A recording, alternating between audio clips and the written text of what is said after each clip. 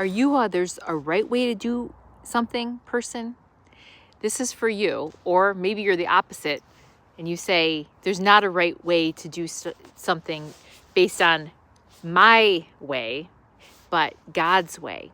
So there's two ways to look at stuff, right? And I got stuck in this ego trip for a long time and still catch myself. When I know when I'm saying there's a right way to do it and I know how to do it, I'm saying it from my ego, right? That's not my higher self talking. That's my lower self. That's my small self.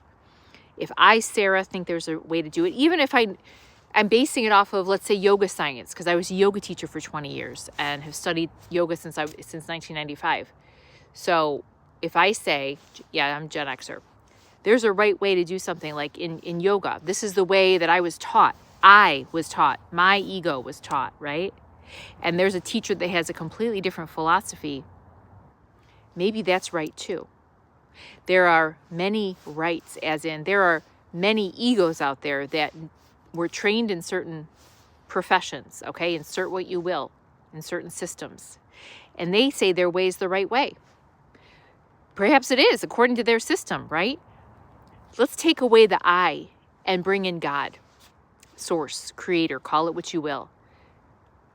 So when I start to feel that sense of stress or tension or judgment or criticism, I know that it is my ego stepping in and saying, I know what's right. And when I catch it, this is what awakening is, that self-awareness. I am that, observing thyself as a witness. You say, oh, I'm stuck in the ego trap. It's not about my way, it's about God's way. And God's way has many, many paths. There are many paths to get to God. In fact, all paths lead to God. Back in the 90s, because I shared my 90s self with y'all, or my Gen X self, shopping malls were really big, right? 80s and 90s. And there was this commercial locally, if you're from upstate New York, Marketplace Mall. All roads lead to Marketplace Mall.